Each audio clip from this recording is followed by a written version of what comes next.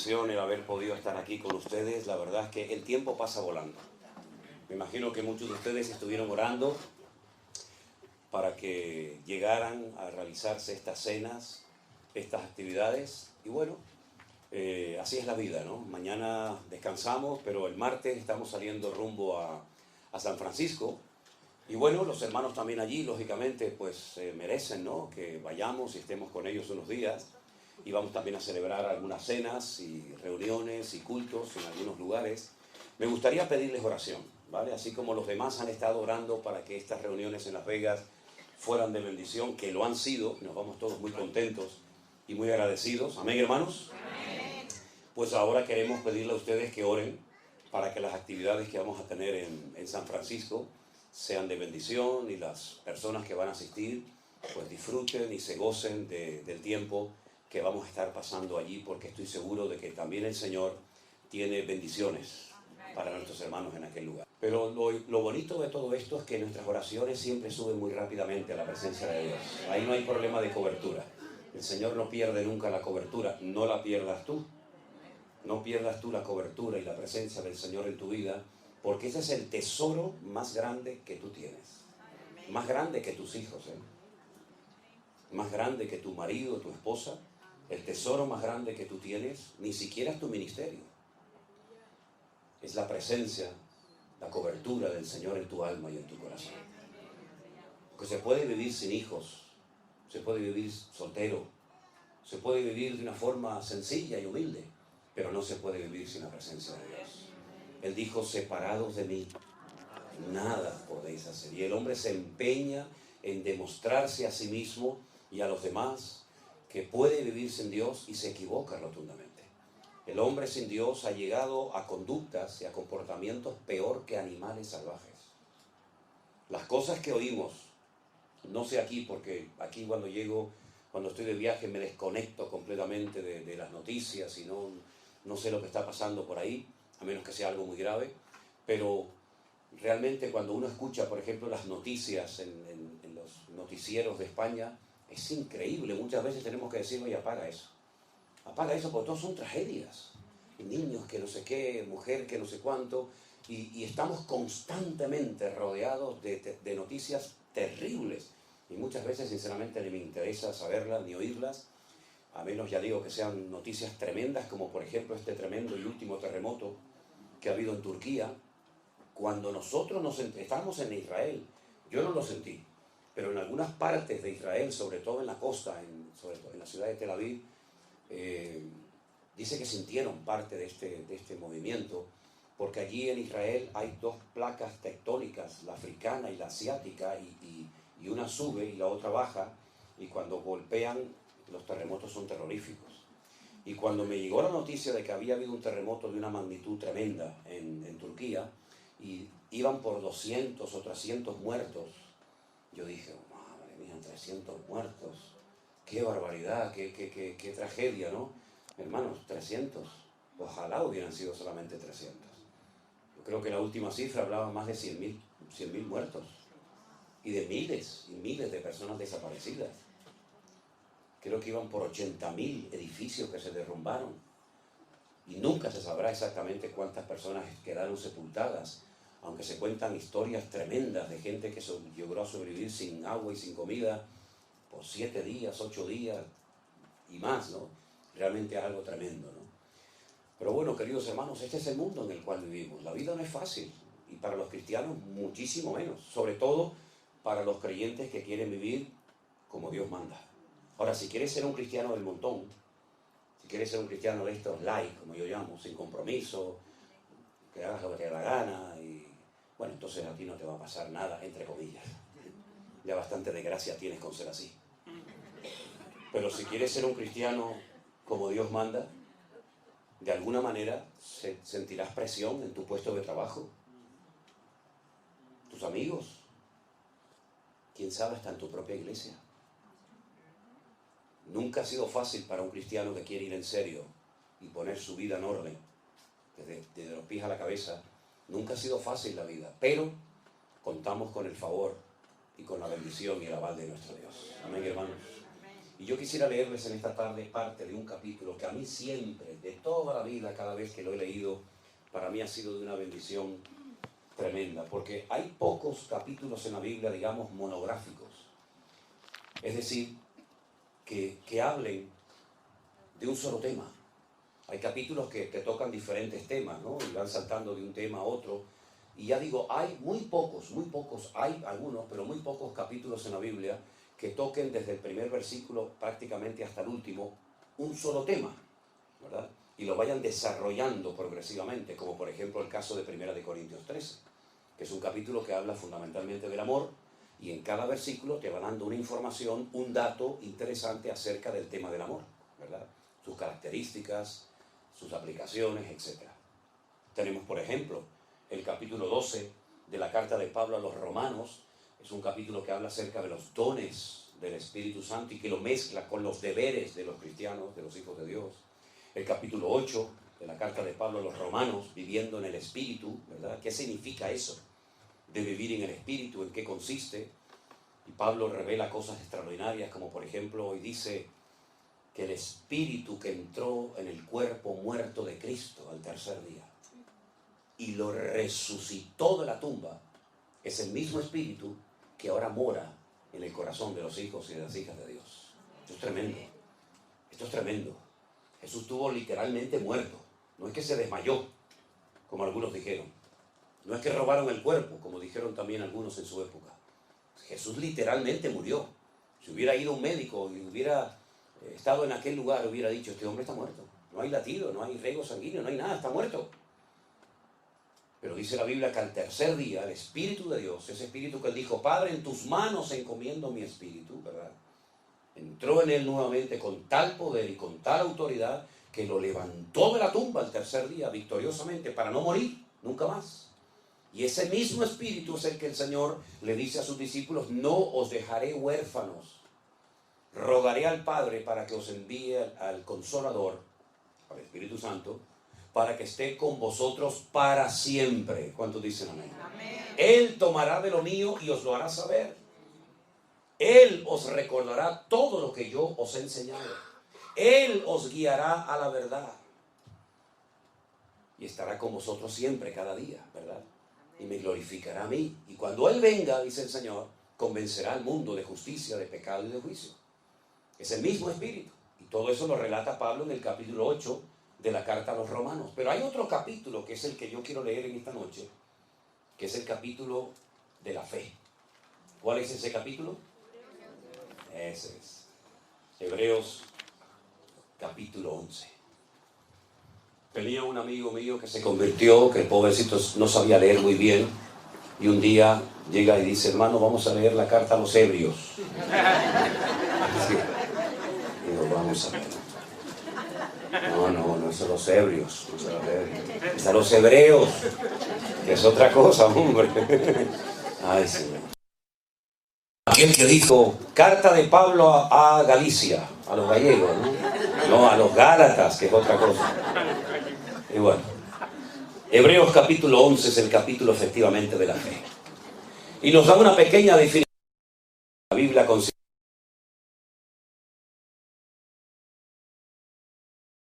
la certeza de lo que se espera, la convicción de lo que no se ve. ¿Qué te parece? Pero consigue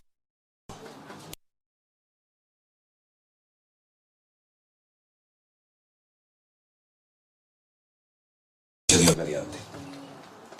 Ahora, si observas, por ejemplo, el tema de la fe, a mí me llama la atención que se presenta desde diferentes puntos de vista, desde diferentes ángulos. Aquí en el iglesia hay varias, bueno, aquí también tenemos una a la derecha que está grabando. Tuviéramos 4 o 5 cámaras. Cuando terminara esta reunión, ¿cuál de todas las cámaras que grabaron la reunión, cuál grabó la verdad? Todas. Lo que pasa es que lo hicieron desde diferentes ángulos. Uno del lado derecho, del lado izquierdo, detrás, delante, etcétera, etcétera. Incluso algunos ponen hasta una cámara arriba, ¿no? Para grabar de arriba para abajo, ¿no? Bueno, La fe en la Biblia es presentada desde diferentes ángulos. Por ejemplo, la Biblia dice que la fe es el medio a través del cual el hombre puede llegar a salvar su alma. Efesios capítulo 2, verso 8 dice: por gracia sois salvos por medio de la fe. Y esto no de vosotros, pues es don de Dios. Es decir, que sin fe el hombre no puede invocar el perdón de Dios y ser salvo, ¿verdad? Y pasar de muerte a vida. La fe es el medio para obtener la salvación. Pero cuando Pablo le escribe, por ejemplo, a otros hermanos, a la iglesia de Galacia, él dice que las obras de la carne son, y da una lista, creo que de 19 o 20 manifestaciones diferentes de la carne, del ego. Pero finalmente él llega y dice: más el fruto del Espíritu es amor, gozo, paz, paciencia, benignidad, fe, mansedumbre, templanza. Contra tales cosas no hay ley. Es decir, que no solamente la fe es el medio para obtener la salvación, sino que la fe es parte del fruto del Espíritu Santo que tiene que manifestarse y tiene que notarse en nuestra vida según va pasando el tiempo.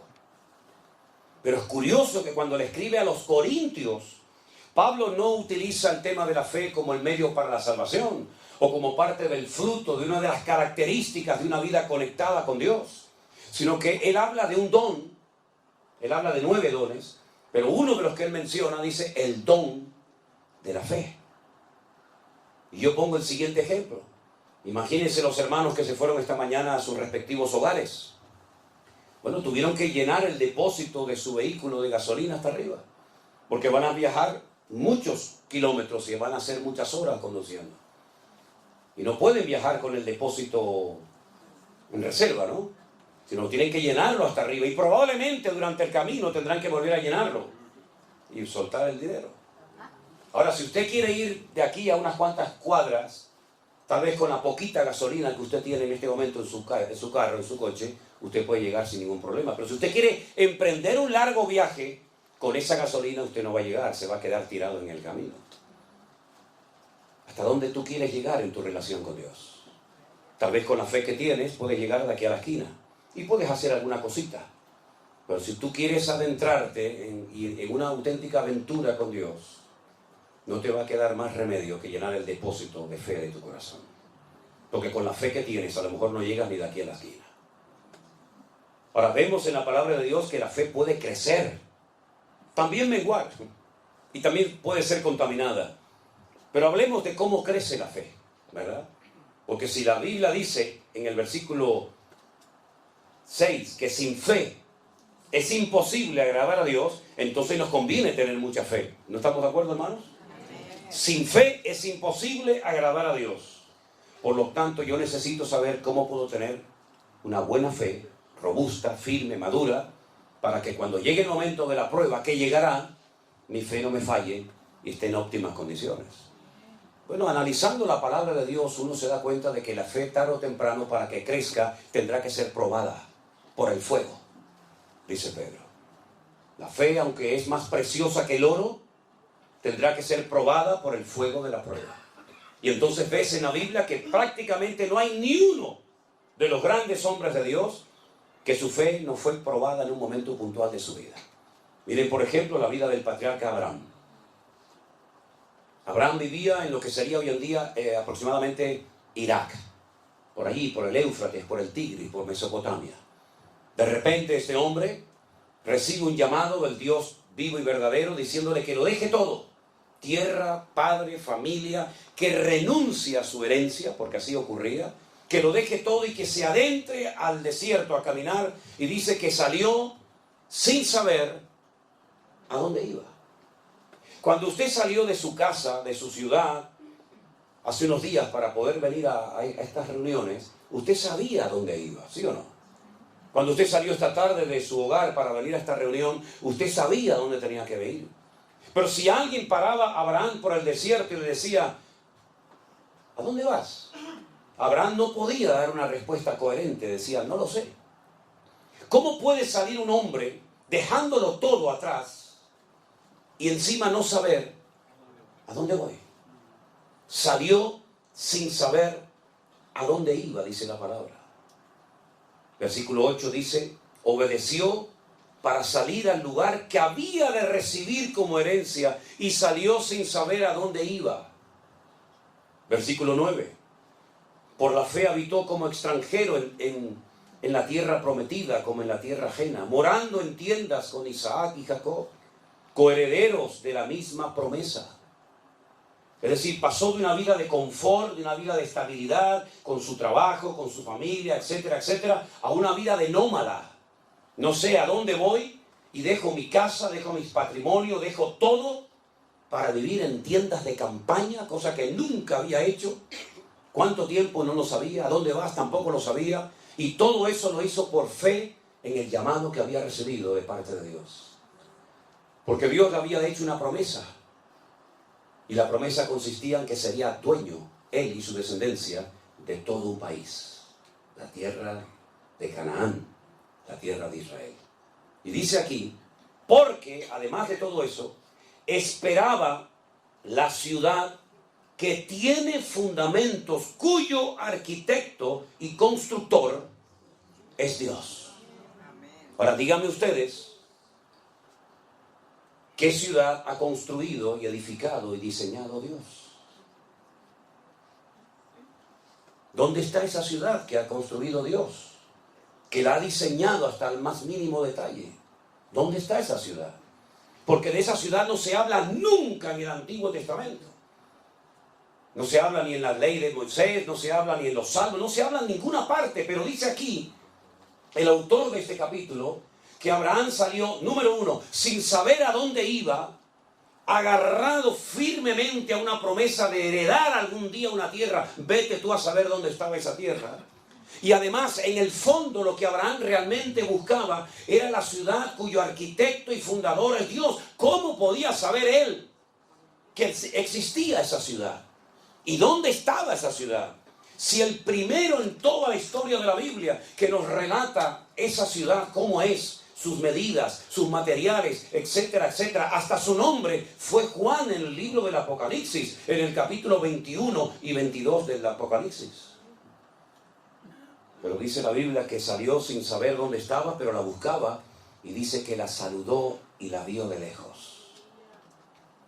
Por eso es el hombre llamado en la Biblia el padre de la fe. Esa ciudad cuyo arquitecto y fundador y diseñador es Dios, es nada más y nada menos que la Nueva Jerusalén. Si quieren saber cómo es, si quieren saber cuáles son sus características, sus medidas, sus materiales, etcétera, lean esta noche antes de dormir el capítulo 21 y 22 de Apocalipsis y te vas a quedar asombrado, porque ahí está la ciudad que Abraham buscaba y dice que la vio. Es decir, aún antes del nacimiento de la iglesia, aún antes del nacimiento físico y terrenal del Señor Jesucristo, ya Dios había construido esa ciudad destinada en la eternidad para ti y para mí. ¿Cuántos dicen amén? Tremendo. Fíjate que un día los judíos, hablando con el Señor Jesucristo, Él habla de su eternidad y les dice, yo soy antes de Abraham. Y le dijeron, ¿cómo vas a decir tú antes de Abraham si no tienes ni 40 años? Por poner una cifra, ¿no? Si ustedes verdaderamente fueran hijos de Abraham, como le dijo el Señor a los judíos, creerían en mí, porque Él vio mis días y se gozó. Es increíble, ¿verdad? Cómo parece que estaba ya todo escrito y planificado desde antes de la fundación del mundo. Ya la Nueva Jerusalén existía antes de la creación de Adán y Eva.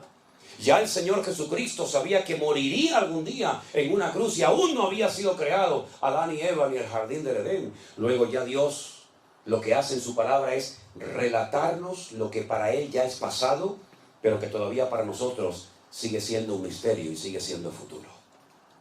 Por eso es muy interesante ver cómo Dios relata las cosas del futuro, que cuando te las cuenta, las lees y parecen como que ya han sucedido en el pasado lejano y distante. Cuando le dice aquel anciano a Juan en la isla de Patmos, Juan, estas multitudes que no se pueden contar, con ropas blancas, de todas las naciones, pueblos, tribus y lenguas, ¿quiénes son esta gente? ¿De dónde han salido? ¿De dónde vienen? Y Juan en aquel momento llora y le dice, yo no lo sé, Señor. Yo no sé quién es esta gente. Yo no sé de dónde han salido. Y la respuesta celestial fue, estos son los que ya han salido de la gran tribulación y no han manchado sus vestiduras, sino que se han mantenido santos y puros para el Cordero de Dios. Ya han salido de la gran tribulación y la gran tribulación aún todavía no ha empezado.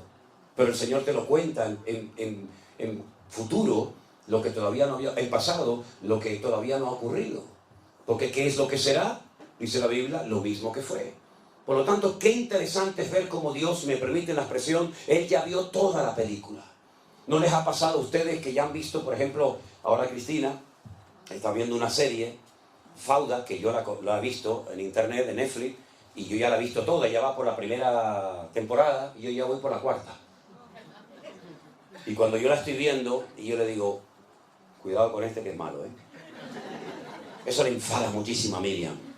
Yo entro en la habitación y digo, ay, pero este chico la va a matar a la chica. Pero papá, por favor, pero no me cuentes la película. El Señor ya nos contó en la Biblia la película. El Señor ya nos contó la película. Él sabe cómo va a terminar todo. Por eso no tenemos que tener miedo. Mira, el mejor antídoto para la depresión, el mejor antídoto para la tristeza, ¿sabes cuál es? El libro del Apocalipsis. Ay, pero a mí me da miedo. No, a mí todo lo contrario, a mí me anima un montón el Apocalipsis, porque veo al diablo derrotado, porque veo el cielo y la tierra nueva, porque veo la venida del Señor, porque veo el milenio, porque veo el reino milenial del Señor, porque todo termina bien para la honra y la gloria del Señor. Dios nunca pierde, siempre gana todas las batallas. Aleluya. Y eso es la fe, ver las cosas que no son como si ya fuesen. Así que todo eso pasó en la vida de este hombre por la fe, dice la palabra de Dios. Pero dice algo más en el verso, por ejemplo, 4. Por la fe, Abel, ¿saben quién era Abel, verdad? Uno de los hijos de Adán y Eva. Abel ofreció a Dios más excelente sacrificio que Caín, por lo cual alcanzó testimonio de que era justo, dando Dios testimonio de sus ofrendas, y muerto, aún habla por ella. Hay gente que ha muerto, pero sus obras hablan como si estuvieran vivos todavía entre nosotros, ¿verdad?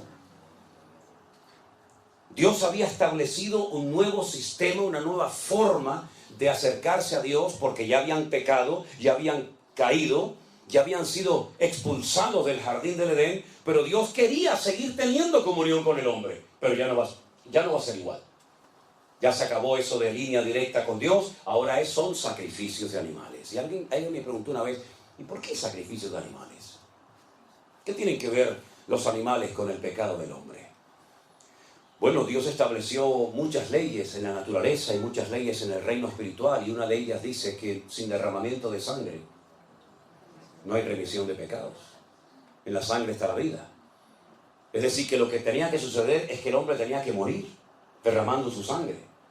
Pero si moría, ¿cómo iba después a poder vivir y experimentar el gozo de la salvación? Es imposible. Por lo tanto, el animal sustituía al pecador y le recordaba que se comportó como un animal el día que desobedeció y se desconectó de Dios, porque eso es lo que hace el hombre. El ser racional se convierte en irracional cuando peca, cuando miente, cuando roba, cuando mata, etcétera, etcétera. ¿Por qué? Porque se comporta peor que una bestia.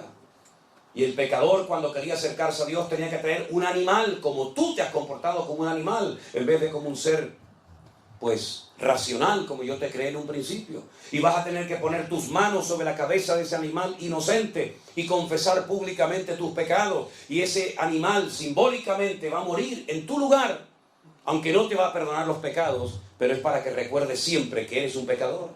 Y eso pasó durante siglos y siglos y siglos. Nadie podía acercarse a Dios como nosotros hoy en día, que oramos, pedimos perdón y ya está. No, durante siglos la gente tenía que ir al templo de Jerusalén a presentar sus correspondientes sacrificios. Pero claro, no había un sacrificio que te limpiaba completamente de tus pecados, sino que continuamente tenías que ir, y otro día, como cuando éramos católicos. No ibas al cura y te confesabas y ya te perdonaba los pecados para toda la vida. ¿Verdad que no? Yo me acuerdo que un día un cura me dio una bofetada. Me dio un sopapo un cura una vez, porque como nos obligaban a confesarnos cuando yo estaba en el colegio de curas y era monaguillo, pues me llevaba a confesar antes de poder comulgar. Antes era así. Y cuando iba al cura y le decía de aquello de Ave María Purísima, sin pecado concebida, hijo, cuénteme sus pecados. Y yo, de bromista, le digo, Padre, me confieso de mis pecados y también me confieso de los pecados que voy a hacer cuando salga de misa otra vez. Y salió del confesionario y me dio una bofetada y dice, no, sin vergüenza, no tienes vergüenza. Digo, es que voy a pecar otra vez, es que hay una niña que me gusta mucho y me voy a ir con ella después cuando salga de la misa. ¿Te das cuenta? No hay alguien que te pueda perdonar para siempre los pecados, solamente aquel que dijo, este es el Cordero de Dios que quita el pecado del mundo. A Él sea la gloria y la honra en esta noche. Jesucristo, el Hijo de Dios, aleluya. Él perdona y olvida. La pregunta es, ¿y tú te has perdonado a ti misma? Porque hay gente que Dios ya les perdonó, pero ellos siguen con la matraquilla de que soy pecador y no sé qué. Pero mira, si Dios ya no sabe lo que le estás diciendo. Dios perdona y olvida para siempre. Y nunca más volverá a echarte en cara tus pecados. Si te vienen esos remordimientos de conciencia, si te vienen esos malos recuerdos, no es el Señor, es el diablo que viene a acusarte de lo que Cristo ya te perdonó. Y eres libre completamente en el nombre del Señor, ¿verdad? Y entonces cuando Abel sabía que tenía que ir ante la presencia del Señor con un sacrificio de animales, él fue y lo hizo así, porque eso era lo que Dios había enseñado. Pero su hermano Caín no lo hizo, porque era un desobediente, era un rebelde. ¿Quién le enseñó a Caín a ser desobediente y rebelde? ¿Es que acaso tenemos que darle una clase, un curso intensivo a nuestros hijos para que se porten mal o sean desobedientes? Ya lo llevan dentro. Ya va en el paquete. No tienes que enseñarle a que sea un respondón, ya lo lleva adentro. No tienes que enseñarle a que sea cualquier otra cosa, porque lo que hay que enseñarle son buenos modales y buenos principios, pero lo malo ya lo llevan dentro. Como dijo aquel, dice, el hombre no es pecador porque peca. No, es al revés. El hombre peca porque es pecador. Y hay algo que nos domina, es algo que nos atrapa, y a menos que tú lleves eso a los pies de Cristo, hay una fuerza interior que aunque digas, no lo voy a hacer más, no lo voy a hacer más, lo vuelves a hacer otra vez y otra vez y otra vez. Y aunque pidas perdón, lo vuelves a hacer otra vez. Porque tú no puedes contra esa fuerza tremenda que destruye países enteros, que destruye iglesias, que destruye ministerios, que destruye familia, que destruye a la raza humana, que es el poder del pecado. Es algo real. El poder más destructivo que hay es el poder del pecado. Y si no, mira cómo está el mundo, lleno de pecado, de desobediencia, de rebeldía, de soberbias por todas partes. Y para eso vino Cristo, para darte un poder más fuerte que el que te dominó durante años. Y cuando llega Caín a la presencia del Señor, no trae una ofrenda de animales, sino un producto de la tierra. Es decir, yo me acerco a Dios. Caín no era ateo, era un desobediente. Yo me acerco a Dios a mi manera. Me da igual lo que Dios haya dicho. Dice animales, yo traigo patatas del campo. Dios dice patatas del campo, yo traigo animales. Es el espíritu de la contradicción. Y es la actitud del ser humano. Aquí tienes un reflejo, una fotografía de cómo es el ser humano. Obediente a Dios o rebelde a Dios. Lo ves en Caín y Abel, lo ves en Jacob y Esaú, lo ves en el ladrón arrepentido a la derecha y lo ves en el ladrón rebelde y soberbio a la izquierda. Lo vemos continuamente por todas partes. Y entonces el Señor le habla a Caín y le dice, Caín, no estás haciendo bien las cosas. Fíjate que Abel no le dice nada. Dios no le habló a Abel. ¿Para qué le va a hablar si está haciendo las cosas bien? Sin embargo, le habló Caín y le dijo, tu semblante ha decaído, ya no eres la misma persona. Miras con malos ojos a tu hermano, pero si hicieras las cosas bien, yo no te bendeciría. Y en vez de arrepentirse, en vez de humillarse y decir, perdóname, Señor, lo siento, voy a corregir el rumbo. Como dice la Biblia, si oyereis hoy su voz, no endurezcas tu corazón. Pues entonces lo que hace es que engaña a su hermano y le dice, Abel, vamos a dar un paseo por el campo. Y el otro dice, vamos. Se fía de su hermano. Es noble de corazón. Ni siquiera se imagina lo que le va a hacer su propio hermano. Y dice la Biblia que su hermano Caín se levanta contra él y lo mata. El primer asesinato de la historia de la humanidad. Y Dios le vuelve a hablar a Caín y le dice, Caín, ¿dónde está tu hermano Abel? Lo confronta, ¿no? Y Caín le dice, ¿soy yo acaso guarda de mi hermano? Como diciendo, yo qué sé dónde está mi hermano. Y le dice el Señor algo tremendo, y le dice, la voz de la sangre de tu hermano Abel ha llegado hasta mi presencia.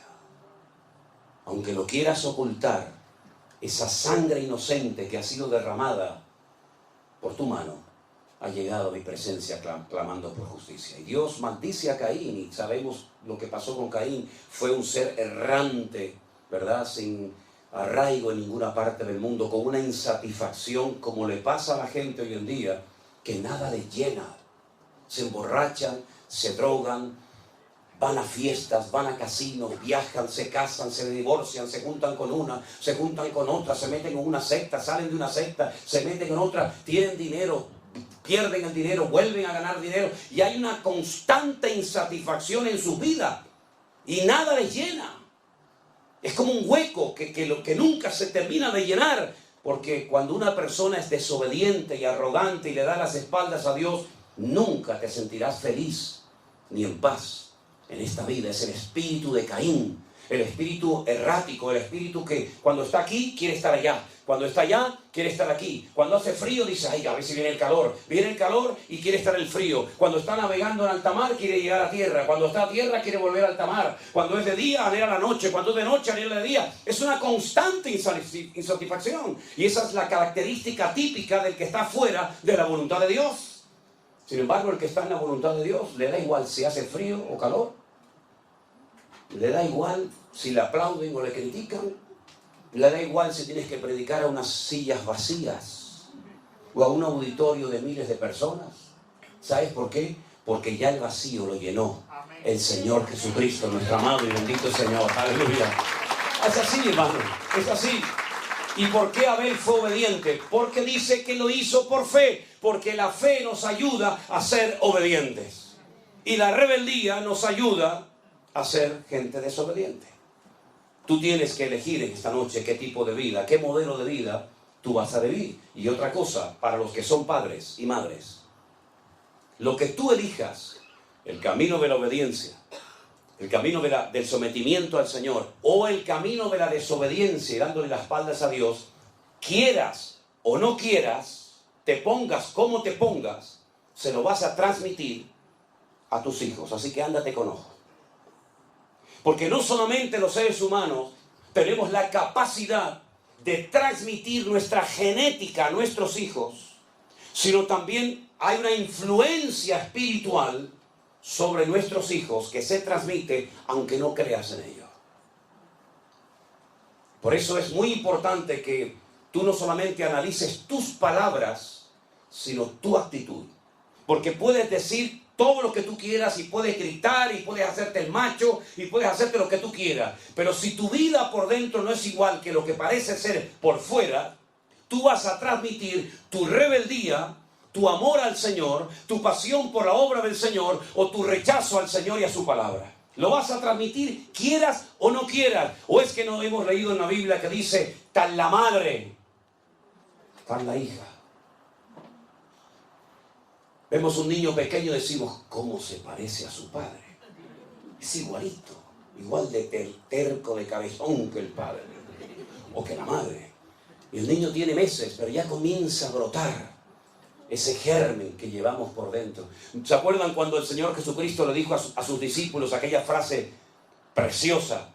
En el mundo tendréis aflicción, pero confiad, yo he vencido al mundo. Mi paz, dice el Señor a sus discípulos, mi paz os dejo. No como el mundo la da. Es decir, la paz que tenía Cristo, el príncipe de la paz, no se la llevó al cielo con él, sino que se la dio a Pedro, se la dio a Juan, se la dio a Santiago, y todos tenían la misma paz que tenía el Señor Jesús. Pasa el tiempo, ya tienen en su corazón la paz de Cristo, y ahora el Señor reúne a sus discípulos y les dice, quiero mandarles de 2 en 2 a todos los lugares, aldeas, pueblos y ciudades donde yo voy a ir a llevar la palabra. Cuando lleguen a una casa, si no os reciben, si no os dan hospitalidad como era en la época, lo que se tenía que hacer, vuestra paz volverá a vosotros. Pero si en una casa os dan hospedaje, os dan comida, os tratan bien, etcétera, etcétera, vuestra paz reposará sobre esa casa. Es decir, ya ellos podían transmitir la misma paz que el Señor Jesucristo les dio, porque recibían de Cristo y de ellos podían dar a los demás. Por eso cuando vas al Sermón del Monte, a las famosas bienaventuranzas, te encuentras que a los hijos de Dios se les conoce como pacificadores. Bienaventurados los hijos de Dios, porque ellos serán llamados pacificadores. ¿Qué transmites tú en tu casa? ¿Qué transmites? Ustedes saben que cuando una persona, por ejemplo, fuma, el olor del humo, del tabaco, se le impregna. ¿Sí o no? La Biblia dice que un día una mujer ungió al Señor Jesucristo con un vaso de alabastro de nardo puro, y toda la casa y todos los que estaban en la casa fueron impregnados con aquel olor del Señor. Y déjenme que les diga que hace poquito estuve en Israel y una hermana compró un vasito, así, un frasquito pequeño de alabastro, y me echó una gota así en la mano. Oye, y huele algo increíble. ¿Cómo sería un vaso de alabastro de nardo puro, verdad? Tremendo, ¿no? Así que, amados hermanos, ¿qué es lo que transmitimos a los demás? Cuando llegas a un lugar, transmites confianza, transmites fe, transmites optimismo, transmites la presencia de Dios. ¿O qué transmites? La Biblia dice que el Señor tomó del espíritu de Moisés y se lo puso a los 70 ancianos que iban a dirigir y a llevar el pueblo, la carga del pueblo de Israel, juntamente con él. ¿Qué transmites tú cuando hablas? ¿Qué transmites tú como persona, como hombre? Si yo me marcho esta noche de aquí y yo hago así, y yo me voy, si la policía viniera dentro de un rato o dentro de unos días a este lugar y examinaran estas huellas digitales, sabrían que yo estuve aquí. Porque estas huellas digitales no las tiene nadie en el mundo. Son únicas. Nadie, jamás en la historia de la humanidad, tuvo estas huellas digitales, ni las tendrá en el futuro nadie, exactamente igual que las de ustedes. Vamos dejando nuestra marca por todas partes. Nuestra marca física y nuestra marca espiritual. Por eso cuando Pedro dijo, yo no le conozco, yo no sé quién es ese hombre, yo no quiero saber nada, yo no soy uno de sus discípulos, uno de los argumentos que esgrimió aquella jovencita fue el siguiente: tú hablas como él. Aunque lo quieras negar, aunque lo quieras ocultar, tú también eres uno de sus discípulos porque hablas igual que él. ¿Cuántos dicen amén? Amén. Por eso, qué importante, amados hermanos, es que nosotros le pidamos al Señor poder transmitir la presencia y la gloria del Señor a todas partes donde vayamos. A veces lo conseguimos, a veces no, pero ten presente que a donde quiera que vayas, tú vas a transmitir lo que llevas por dentro, lo bueno y lo malo. Hay un refrán que seguramente ustedes lo conocen que dice: el que a buen árbol se arrima, buena sombra le cobija. ¿Lo conocen, verdad? Yo se lo voy a decir bíblicamente porque soy más espiritual. Dice Proverbios: el que anda con sabios, sabio será. Es decir, que si quieres recibir bendición de Dios, júntate con gente que te transmita cosas de Dios y no con gente que te robe lo poquito que tienes de Dios en tu vida. Eso es lo que dice la palabra. El capítulo es una maravilla. El capítulo habla de hombres y también, por supuesto, de mujeres. Dice la Biblia que Sara, la esposa de Abraham, era una mujer estéril y ya muy mayor, ya avanzada en edad, y no podía tener hijos. Pero dice la Biblia en el verso 11, por la fe, otra vez, por la fe, siempre todo es por la fe, Sara, siendo estéril, recibió fuerzas para concebir y dar a luz aún fuera del tiempo de la edad. ¿Por qué? Porque creyó que era fiel quien se lo había prometido. Humanamente hablando, era imposible que esa mujer quedara embarazada. Era muy mayor, era estéril, y nunca antes de ella hay un registro histórico de una mujer que fuera sanada de esterilidad. Ella no podía mirar atrás y decir, es que ya el Señor sanó a esta y sanó a aquella. No, no había nada. No había ningún punto de referencia. Ella iba a ser la primera mujer en la historia de la humanidad sanada de esterilidad. Y dice que como le creyó a Dios, recibió fuerzas y quedó embarazada. Hubo un momento en su vida, después de 30 años de esperar el hijo de la promesa y no venir, que le propuso a su marido Abraham, un hombre muy obediente, que tuviera relaciones con su criada Agar. Y fue la ruina de Abraham y del mundo entero. Porque cuántos problemas, cuántas guerras, cuántas muertes se podían haber evitado si Abraham hubiera esperado y no hubiera mantenido relaciones con aquella muchacha de origen egipcio. Fue tan terrible la convivencia, fue tan terrible el ambiente en el hogar, que dice la palabra de Dios que el Señor le dijo a Abraham, échala a ella y echa al hijo de ella, porque no puede heredar el hijo de la esclava con el hijo de la libre. Y estoy hablando de Agar y de Ismael, el padre de todas las naciones árabes. Que cuando la Biblia habla de él, porque Abraham lógicamente lo amaba porque era su hijo, de momento era el único que tenía, la palabra en hebreo, el término que emplea será un Pere Adam. No un Adán Pere, sino un Pere Adán. Pere significa en hebreo salvaje, indomable. Y Adán significa hombre. Y no es que invierte el orden por equivocación del error, del copista. No, es que lo hizo a propósito. Lo que va a predominar en él, más que su parte humana, va a ser su parte animal. Es un salvaje. Él siempre estará en contra de todo el mundo. Y todo el mundo estará siempre en contra de él. Y por su espada vivirá.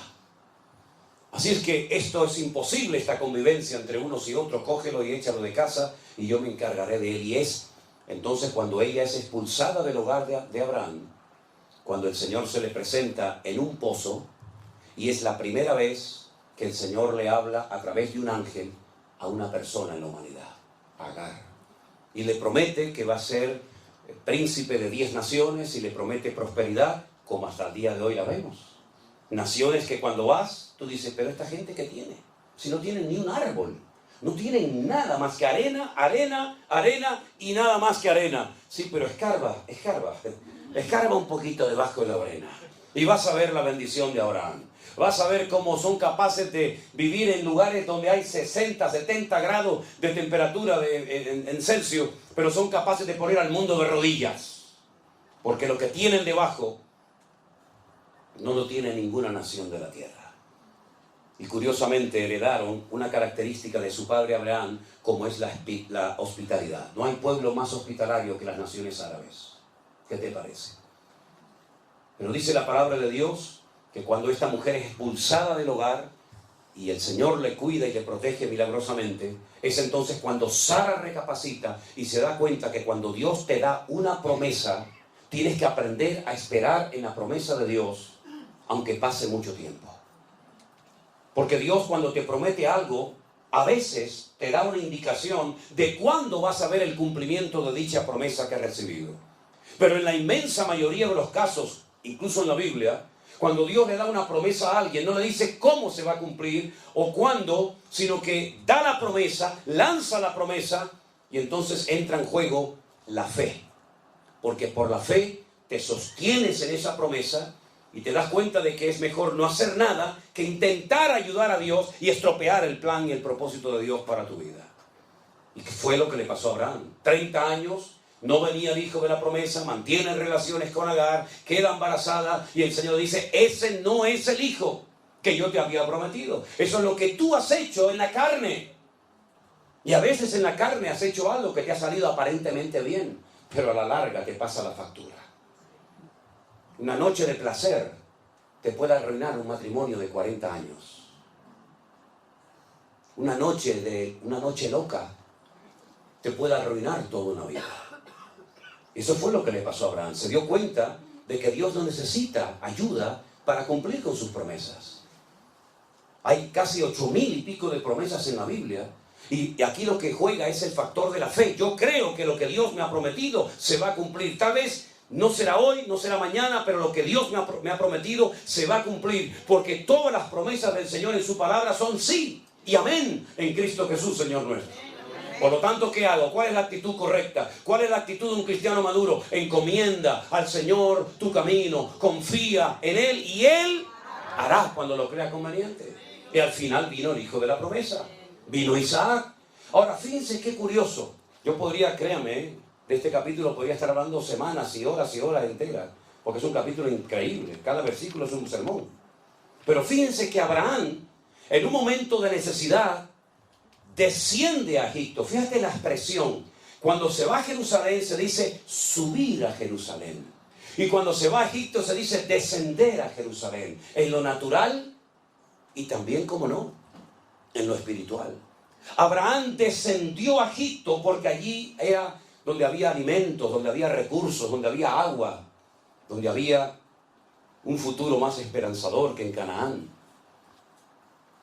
Y allí el Señor le habló y lo trató y todos conocemos la historia. Y al final él tiene que huir, tiene que marcharse de Egipto.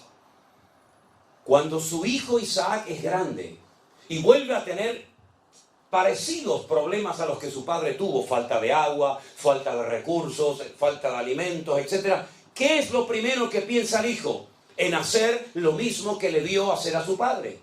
Descender a Egipto. Pero Dios le dice a Isaac, no vayas a Egipto, no desciendas a Egipto. Pero Señor, yo soy dueño de miles de cabezas de ganado. Donde yo vivo no hay pastos. Donde yo vivo no hay agua, no hay recursos, no hay nada. Voy a terminar perdiéndolo todo. En Egipto está el río Nilo, el río más largo del mundo. Siempre hay agua, siempre hay tierra fértil. Señor dice, no vayas a Egipto. Quédate aquí. Y uno dice, ¿dónde le dijo el Señor a Isaac? Quédate aquí, no te muevas. En un lugar llamado Beer-sheba. La palabra Beer en hebreo es pozo. Sheba es el número 7. Beer-sheba, la ciudad de los 7 pozos. Algunos de ellos los había abierto su padre Abraham. Entonces dijo, bueno, pues oraremos para que salga agua de los pozos y vamos a ver qué pasa. Los filisteos venían y le echaban tierra y piedra a los pozos y se los cegaban. Y entonces él se iba a otro lugar y abría un pozo, encontraba agua y los filisteos venían y se lo cerraban. Y entonces seguía hasta que dice que llegó a un lugar llamado Rehobot, que son lugares amplios. Y entonces dice que ese año en pleno desierto, con muy poca agua, sin recursos humanamente hablando, dice que sembró y cosechó a 100 por 1. Y uno dice, Dios mío, no es el lugar, es la actitud de mi corazón lo que marca la diferencia. No es América, no es Europa, no es África, no es aquí ni allá. Es mi fe en Dios lo que marca la diferencia. Porque puedes estar en un lugar de prosperidad y de bendición y de trabajo, pero está la bendición de Dios sobre tu corazón. Porque el lugar es lo menos importante, hermano, créame. El lugar es lo de menos. Lo importante es tu corazón y tu fe en el Señor. El rey Salomón, el sabio Salomón, llegó a escribir un día un proverbio y dijo, es mejor un bocado seco y en paz, pero con la bendición de Dios, que casa llena de provisión, donde no está la bendición del Señor. Sé lo que es dormir muchos días, muchas veces en gasolineras dentro de mi coche, porque no tenía ni para pagar una habitación de un hotel o de un hostal. Sé lo que es viajar en barco y llevarme un trocito de pan, mientras los demás iban al comedor a comer. Yo no podía ir, porque no tenía dinero para comprar la comida en el barco. Sé lo que es sentarme a la mesa, sin comida, con los platos vacíos, y orar, Señor, gracias por estos alimentos que tú me has provisto para hoy. Y hemos aprendido algo en todos estos años, y es que cuando uno pone su confianza en el Señor, no importa la cantidad, lo que importa es que te agarres al Señor y seas capaz de creerle a Dios. Y ese día, cuando en un pueblecito de España llamado